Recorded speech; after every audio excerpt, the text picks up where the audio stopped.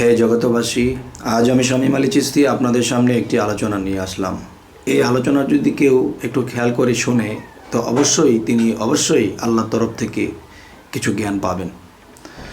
তবে আজকের যে আলোচনাটি সেটি হলো যে আমি এ পর্যন্ত আপনাদের সম্মুখে যে আলোচনাগুলো করেছি সেই আলোচনাগুলোর যেমন অনেকে বলে থাকে যে আপনি যে কথাটা বললেন এই কথাটা কোন আয়াতে আছে, এই কথাটা কোরআনে কত নম্বর সূরাতে আছে, আমাকে এই কথাটা বলে থাকে। তবে আমি তাদের উদ্দেশ্যে এই কথাটি বলবো, দেখেন যে 30 পারা জাহির করেছেন আল্লাহ, এবং দেখা গেছে 30 পারার মধ্যে 30,000 কালাম আল্লাহ জাহির করেছেন। কিন্তু দেখা গেছে যে মূলত 90 পারার মধ্যে যদি যাই তাহলে আরও 60,000 তিনি সিনাই রেখেছেন। এবং দেখা যায় রুহানি জগতে, আত্মজগতে বা আল্লাহর সিদরাতুল মুনতাহাতে সে কোরআনকে আল্লাহ সংরক্ষণ করেছেন। তো এখন বলতে চাই যে এই পৃথিবীতে যারা সাধনা করেছে বা সাধন করতেছে বা কেউ সাধু হয়েছে, তারা কিন্তু আল্লাহর তরফ হইতে যে কিছু জ্ঞান পায়। যেমন একটা কথা আছে যে হযরত মুহাম্মদ সাল্লাল্লাহু আলাইহি ওয়াসাল্লামকে যখন জিবরাইলের মাধ্যমে বলা হয়েছিল যে রব্বি জিদনি ইলমা, এই যে রব্বি জিদনি ইলমার মধ্যে যে জ্ঞান আল্লাহ দান করেন, সেই জ্ঞানটা কি? সেই জ্ঞানটা হলো অগণিত জ্ঞান। সেই জ্ঞানটা হচ্ছে অসীম জ্ঞান, যে সসীম জ্ঞান জীবে লাভ করে, আর পরমাত্মার মধ্যে অসীম জ্ঞান, যেই জ্ঞানের কোনো সীমা নেই। আর সেই অসীম থেকে কিন্তু আল্লাহ মানুষকে দান করে থাকে, আর সেটি 90 পারা, এবং 100তে পূরণ করতে গেলে আরও 10 আরও গোপনে রয়েছে। যাই হোক, সেখানে গেলাম না। তো মানুষকে কিন্তু আল্লাহ জাহির করে এই 30 পারা দিয়েছেন। আরও 60 পারা কিংবা 60,000 কালাম আল্লাহ কিন্তু আল্লাহর কাছে রেখেছেন। আর সেখান থেকে কোনো সুফি সাধু বা কোনো আল্লাহর অলিকে সেখান থেকে দিয়ে থাকেন। আচ্ছা, সেখানের কোরআনের যে কিছু বিষয় সেখান থেকে যদি আমি বলি তো অবশ্যই মানতে বাধ্য হবেন ইনশাআল্লাহ।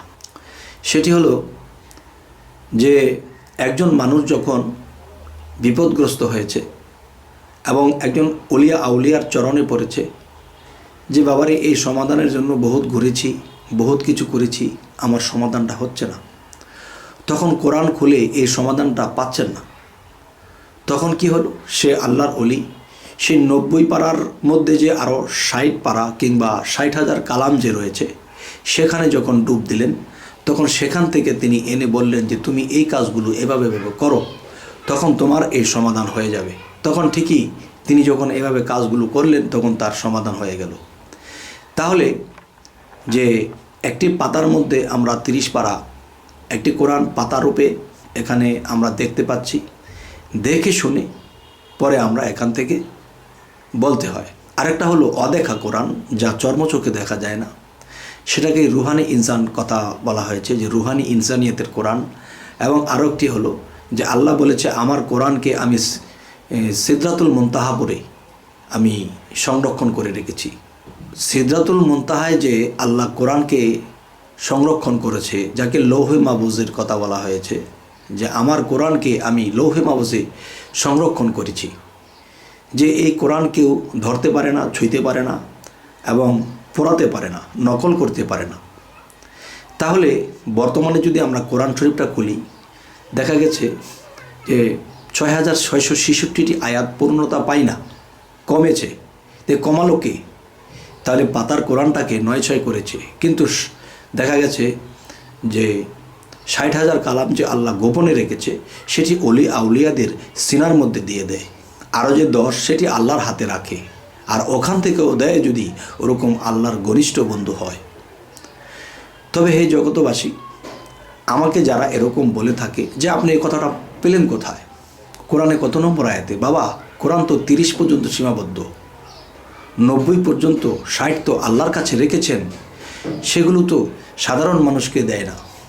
যারা আল্লাহর ঘনিষ্ঠ বন্ধুত্ব অর্জন করেছে তাদেরকে মানুষকে এটা দিয়ে থাকে এবং সেটা দিয়ে সেই কোরআনের বিষয়টা বলবো যে মানুষ মৃত্যুবরণ করবে কবে, ওই 60,000-এর মধ্যে আছে। আর সেই 60,000-এর কোরআন যে পড়েছে সে একমাত্র সেখান থেকে দেখে বলতে পারবে তার মৃত্যুটা কবে হবে। এবং সেই কোরআন কথা বলে, সেই কোরআন জীবিত। যদি বলে দেয় যে হ্যাঁ তুমি ইমুক দিন ইমুক সময় তোমার ইন্তেকাল হবে, তবে তার মৃত্যুর খবরটা এই পৃথিবী থেকে পেয়ে গেল। আর যারা 30-এর মধ্যে থাকবে তারা মৃত্যুর খবর এবং কাল কি হবে, 6 মাস পরে কি হবে সেটা বলতে পারবে না। একজন উলিয়া বলতে পারে, আর এই বলার ক্ষমতা আল্লাহ তাদেরকে দিয়েছে। আচ্ছা, আজকের কথার মূল বিষয়টি হলো কি, যে আমাকে অনেকেই বলে থাকে যে এই কথাটা আপনার পেলেন কোথায়। তো এখন সেই কোরআন কি আমি তাকে দেখাতে পারবো? তবে যদি এই পৃথিবীতে কোনো প্রেমিক বা জ্ঞানী হয়ে থাকে তারা কখনো এটা বলবে না। যদি আপনার জ্ঞানে ক্যাচ করে যে হ্যাঁ কথাটা সঠিক, তাহলে আপনি রাখুন। আর যদি ভাবেন যে এই কথাটা ঠিক না, তাহলে এটা আপনার জ্ঞানের মধ্যে রাখবেন না, এটা মস্তিষ্কে রাখবেন না। যে আরেকটা কথা হলো যে ইউটিউবের মধ্যে মানুষ অনেক কথা ছাড়তেছে, অনেক কিছু ইউটিউবের মধ্যে পাওয়া যাচ্ছে, কিন্তু আপনার জ্ঞানে কর্মক্ষেত্রে যদি আপনার না মেলে তাহলে আপনি এই কথাটা রাখবেন না।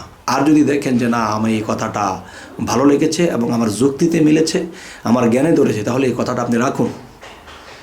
তো এরকম কথা বলবেন না যেটা পেলেন কোথায়।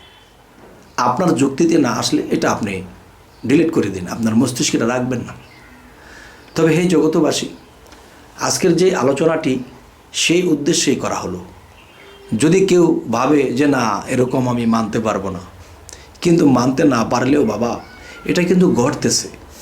বহু আউলিয়ার জীবনে দেখা গেছে তিনি মৃত্যুর খবরটা বলে গেছেন এবং সেই সময় চলে গেছে। আমার বাবা আরশাদুল্লাহ চিশতি তিনিও তার মৃত্যুর খবরটা বলে গেছেন যে বৈশাখ মাসের 17 তারিখে এতটার সময় আমি চলে যাব। তখন দেখলাম যে ঠিক টাইমেই তিনি চলে গেলেন। তাহলে তিনি যে চলে গেলেন তার মৃত্যুর খবরটা কোত্থেকে পেয়েছে? এই 30 পারা থেকে? না বাবা, তিনি সেই 60,000 কালাম যে আল্লাহর মধ্যে গোপন রেখেছে, আল্লাহর পছন্দ মতো কোনো বান্দাকে বা বন্ধুকে এই আয়াতগুলো দেয়, এখান থেকে তাকে জানিয়ে দেয় অগ্রিম খবর। এবং মৃত্যুর পরে সে আত্মগতভাবে কোথায় যাবে, কোথায় তার বাসস্থান হবে, সে কি বেহেশত, না সে মুক্ত, না সে কোথায় যাবে, এই জিনিসটা তাকে অগ্রিম জানানো হয়। তবে আজকের আলোচনাটি যদি কেউ বুঝে থাকেন তো অবশ্যই আমাকে কেউ এমন কথা বলবেন না। আমাকে কেন, কোনো মানুষকেই বলবেন না। কেননা যে একটা কথা যদি কেউ মিথ্যে বলে তাহলে তার সাজা তো সে পাবেই। তবে কিছু কিছু কথা আছে যে আল্লাহ বান্দার মুখ দিয়ে প্রকাশ করে, আর সেই কথাগুলো যারা পৃথিবীতে অজ্ঞানী, অল্পজ্ঞানী, তারা বুঝবে না। তাই আমি বলবো, আপনাদের যদি আজ এই কথাগুলো জ্ঞানে ধরে, ভালো লাগে, তো এমনটা না করা ভালো। আর যদি আমাদের চ্যানেলের আলোচনা আপনাদের ভালো লাগে তো অবশ্যই সাবস্ক্রাইব করুন, পরবর্তীতে আমাদের ভিডিওগুলো আপনাদের কাছে পৌঁছে যাবে। তো আজ এ বলে রাখবো, সকলে ভালো থাকবেন। আল্লাহ হাফেজ।